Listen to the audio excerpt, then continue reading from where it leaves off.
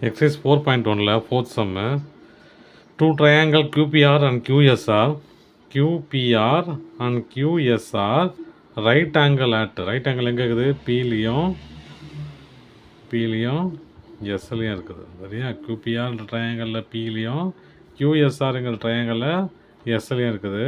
are drawn on the same base QR. QRங்கிறது இந்த ரெண்டு ட்ரையாங்கலுக்கும் base, அதாவது QPRக்கும் QSR ட்ரையாங்கலுக்கும் QRங்கிறது பேஸுங்கிறாங்க சரியா. அப்புறம் if PR and SQ and SQ intersect at Tங்கிற பாயிண்டில் QSம் PRம் இன்டர்செக்ட் ஆகுதுன்னுறாங்க. அப்புறம் என்ன ப்ரூவ் பண்ண சொல்லிக்கிறாங்க, இதை ப்ரூவ் பண்ண சொல்லிக்கிறாங்க இல்லையா. என்னது PT இன்ட்டு TR, அதாவது PT இன்ட்டு TR அப்புறம் ST இன்ட்டு TQன்னு ப்ரூவ் பண்ண சொல்லிக்கிறாங்க ஓகேவா. இப்போ நம்ம ரொம்ப எலாபரேட்டாக போக தேவையில்ல, நம்ம ரொம்ப சிம்பிளாக இருக்கிற மாதிரி பண்ணிக்குவோம்.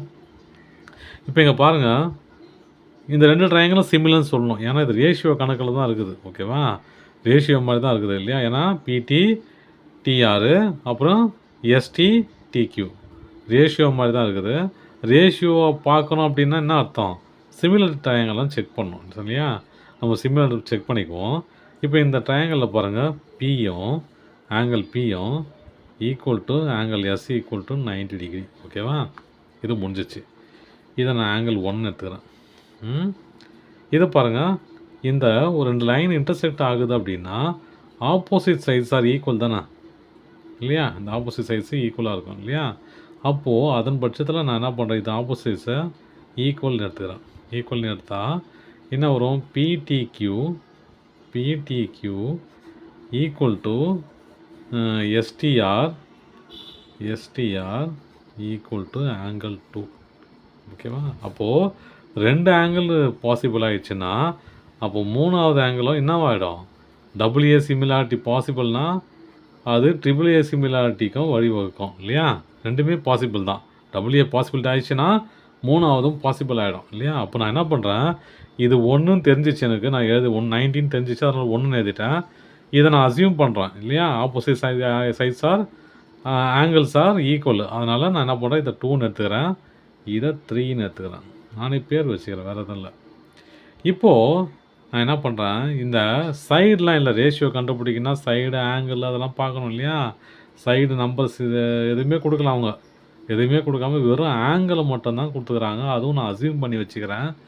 ஒரே ஒரு ஆங்கிள் மட்டும் தான் கன்ஃபார்மாக தெரியும் இல்லையா. இதை வச்சு நம்ம ஒன்றும் பண்ண முடியாது.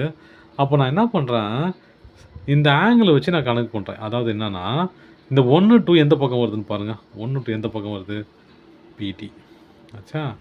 இங்கே 1 2 எந்த பக்கம் வருது பாருங்கள், ST டிவைடட் பை ST. அப்புறம் இங்கே பாருங்கள் 3 2 எந்த பக்கம் வருது பாருங்கள், 3 2 QT. இந்த பக்கம் 3 2 எங்கே வருது பாருங்கள், 3 2 TR ஓகேவா. ஈக்குவல் டு 1 3 எந்த பக்கம் வருது, SR. இந்த பக்கம் 1 3யும் PQ ஓகேவா. இங்கே பாருங்கள், எனக்கு என்ன தேவை, PT TR ST TQ, PT TR ST TQ அப்படின்னு எனக்கு தேவையில்லை. இதை மட்டும் கிராஸ் மல்டிப்ளை பண்ணாலே ப்ரூஃப் ஆயிடுச்சு. அதாவது PT கிராஸ் மல்டிப்ளை பண்ணும், PT into TR equal to ST into QT, அவ்வளோதான் சமம்.